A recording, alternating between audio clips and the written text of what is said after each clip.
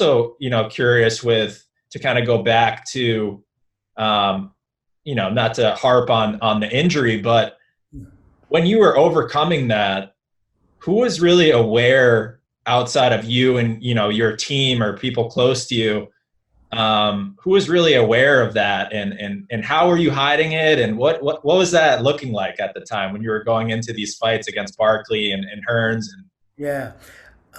It was funny. I'll sum it all up at the very end, which was really the Hearns fight.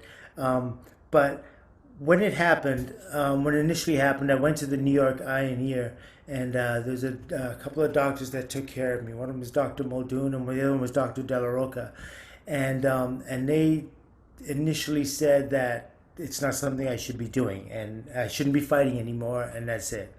And so at that point, I knew I got to keep it really hush. My father knew. I believe Bobby Goodman from the Garden knew. He's the head boxing promoter there. yeah. And and I think that was about it. Except for I had a couple of trainers, and obviously my sparring partners. I had another trainer, Victor. Oh man, it'll come back to me. I can't believe I'm forgetting his name, but Victor, who was also in the corner, he ended up being.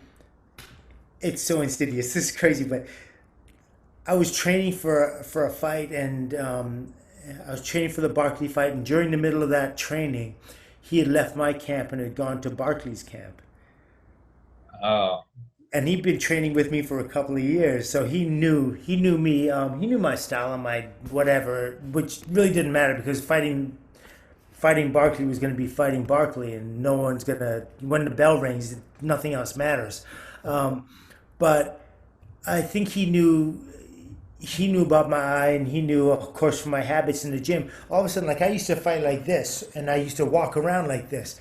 But once I got the double vision and the blindness in the eye, I had to fight. I had to walk around like this with my chin down because I could only get single vision from here up, from this part of my gaze up, but from here down, everything was double.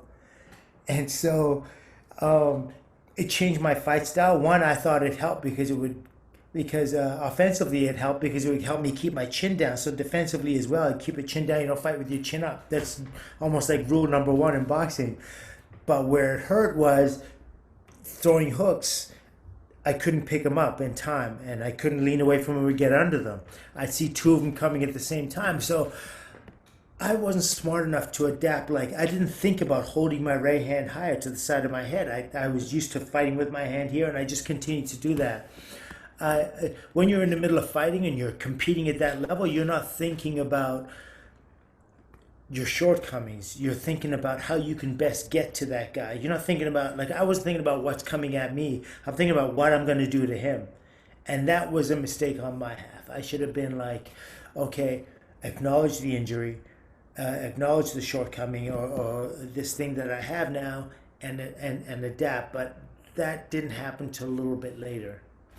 well, And it's I mean, to fight, I got to reiterate, I mean, to fight under those circumstances is really hard to fathom or even understand. From my perspective as a fan, I'm sure other fighters, listening to this or reading about your story, and it's like to fight at that high of a level is hard enough as it is, and to do it with limited vision is really on another on another level. So it's like that as a whole, it's really hard for me to even grasp, honestly, like how that even took place or how you did it. And there's a similar story in the UFC with Michael Bisping. I don't know if you were familiar with him, yeah, but he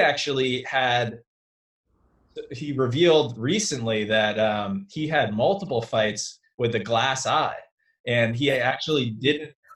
People told him he had surgery on his eye to there. He had retina damage, and people said, "Oh, your eye looks it looks so much better." It's like, yeah, "Oh yeah, the doctor did a great job," and it was really a glass eye, and he was fighting, and he wasn't telling anyone. Somehow got past the doctors, yeah, like yeah. so.